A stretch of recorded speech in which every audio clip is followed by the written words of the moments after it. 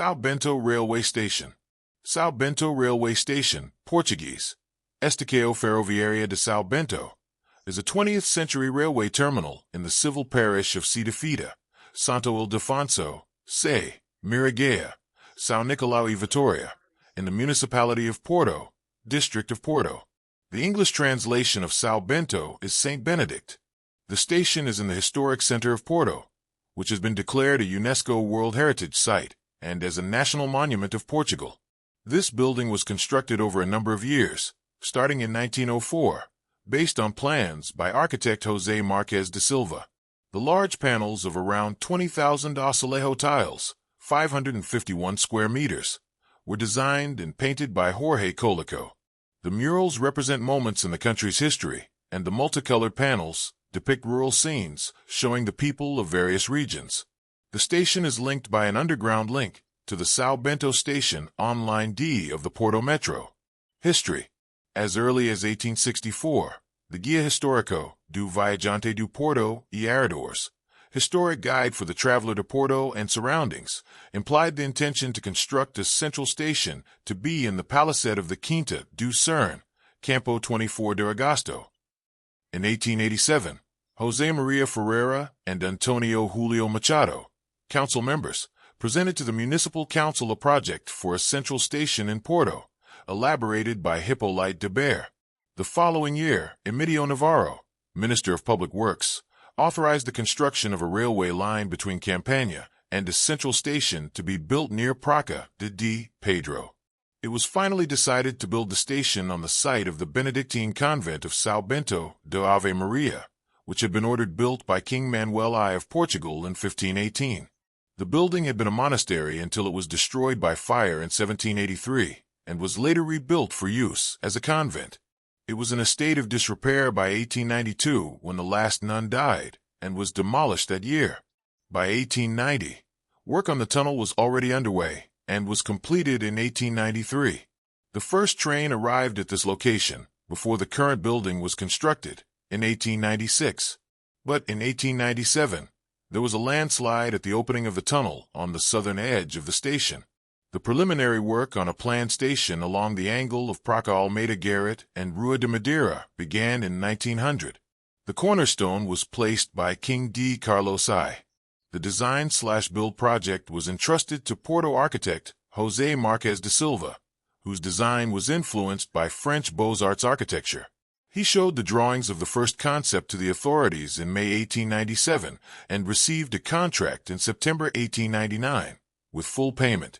He revised the concept several times during discussions with the public works staff at City Hall before settling on the final design, a U-shape facing the Praça Almeida Garrett Square. In 1901, the Administrative Commission for the Railway expanded the concept to also include a postal station. The project was approved in 1903, and construction of the actual station building started the following year. The city was not satisfied with the work over the years and removed da Silva from the project in 1909. Various delays led to the total project, structure, and interior decor, consuming 13 years. In September 1988, a plan was authorized to Heritage list the property. The first steps to renovate the site began in 1992, with work on the facades and restoration of the boxes and ceiling. This included work on the interior and exterior illumination. In October 2016, Porto Vivacidade de Reabilitação Urbana ordered that public work in constructing a hostel on the lateral facade of the station should be stopped until an official application for a license was obtained. The company responsible for the installation was F2IS, Consultadora e Gesto de Projectors, which finally applied on October 17th. The work was completed, and the business operates as the passenger hostel. Architecture. The station is in the historic center, occupying a large space delimited by the Praça Almeida Garrett, Rua de Madeira, and Rua do Loureiro, as well as the escarpment of Batalha, where a tunnel has been carved into the hill. The symmetrical, three-story, granite building has a U-shaped plan, with its principal facade oriented to the southwest. A building of geometric rigor, in the Beaux-Arts style that was particularly popular in France. It has a central body, corresponding to the principal atrium, and on either extreme 2 volumes. The central body has strong architrave cornice over corbels, with dense repetitive rhythm that covers the whole building. Rounding the facade is a robust frame with similar fenestrations, while the lateral facades maintain a relation between span symmetry, content, and decoration. The vestibule is covered in azulejo tile, framed by pilasters. 6. Near the ceiling is a blue and gold frieze decorated with stylized flowers, while below them is another polychromatic frieze depicting the history of transportation in Portugal. Below the friezes are large azulejo paintings representing historical events in Portuguese history. The tin-glazed azulejo tiles are integrated into the architecture by frames in granite which decorate the lines of the atrium. Vestibule and historic tile images. There are approximately 20,000 azulejo tiles, dating from 1905 to 1916, that were composed by Jorge Colaço, an important painter of azulejo. The actual tiles were made in the Sacavum factory. 6. Colaço placed the first tiles on August 13, 1905. To the left of the entrance is a scene depicting the Battle of Arcos de Valdevez and Agas Moniz before Alfonso VII of Castile, while to the right is Di João I in Oporto with his fiancée, with an unfortunate mechanical crossing through the middle of the picture, and the Conquest of Ceuta. On the border wall at the entrance are small panels depicting countryside scenes. 6. The tile project required 11 years to complete. The upper parts of the frieze are lined with polychromatic, multicolored azulejos depicting a chronology of some forms of transport used by people in various areas of Portugal. The lower and upper frame of the frieze consists of a line of tiles in blue, brown, and yellow in a stylized geometric pattern.